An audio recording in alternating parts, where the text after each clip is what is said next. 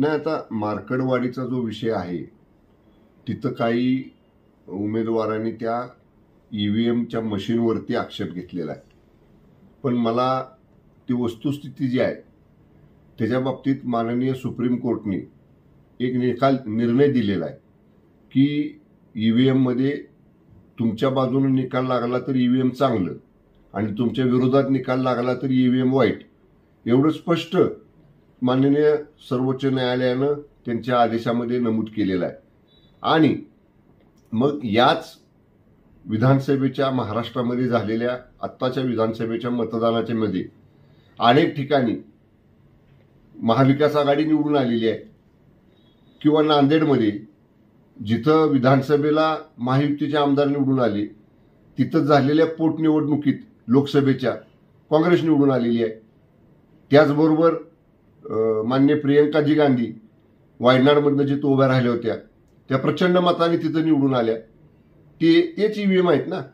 त्यामुळं आता अशा पद्धतीनं ईव्हीएमवरती आक्षेप घ्यायचं हे माझं स्पष्ट मत आहे की जो दारुण पराभव महाविकास आघाडीचा महाराष्ट्रामध्ये झालेला आहे आणि महायुतीला जे भरभक्कम पाठबळ राज्यातल्या जनतेनं दिलेलं आहे, मुख्यमंत्री माझी लाडकी बहीण योजनेतल्या माझ्या माय माऊली माता भगिनींनी दिलेलं आहे, तरुण युवकांनी दिलेलं आहे, शेतकऱ्यांनी दिलेलं आहे, ज्येष्ठांनी दिलेलं आहे, सर्व घटकातल्या लोकांनी जे भरभरून मतदान हे महायुतीच्या मागे उभं केलेलं आहे, याच्यापासून लक्ष विचलित करायचं समाजाचं, त्याच्यासाठी चाललेला हा प्रयत्न आहे असं माझं मत आहे।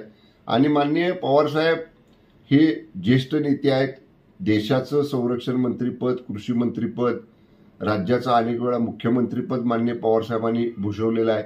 आपण सगळ्यांनीच न्यायव्यवस्थेचा तर आदर राखला पाहिजे, सर्वोच्च न्यायालयाचा तो निकाल आहे त्यामुळे त्याचा आदर सगळ्यांनीच राखला पाहिजे।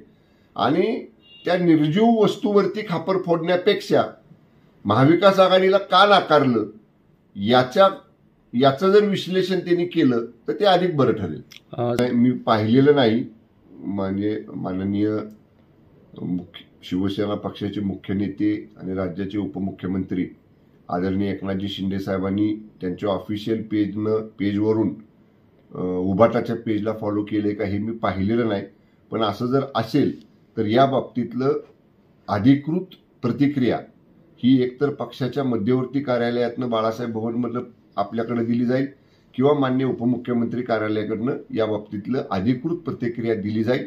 ती प्रतिक्रिया जोपर्यंत येत नाही तोपर्यंत त्यावर आम्ही भाष्य करणं योग्य नाही। आता कसं आहे, आता तरी कालच्या झालेल्या लोकसभेच्या निवडणुकीमध्ये किंवा आता त्याच्यानंतर झालेल्या 2-3 राज्यांच्या विधानसभेच्या निवडणुकीमध्ये किंवा दरम्यानच्या काळात झालेल्या काही पोटनिवडणुकांच्या मध्ये महाविकास आघाडीचं एनडीए नेतृत्व हे माननीय राहुल गांधी साहेबांनी केलं होतं।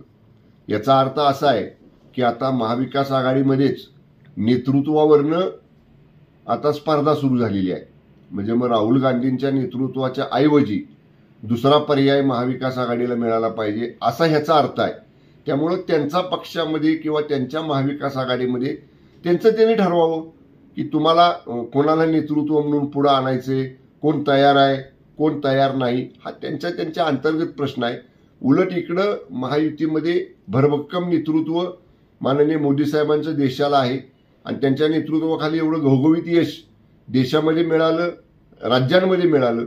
त्यामुळं आम्ही आमचं काम महायुती म्हणून राज्यात माननीय शिंदे साहेबांच्या, माननीय फडणवीस साहेबांच्या आणि माननीय आदिदादांच्या नेतृत्वाखाली करतोय।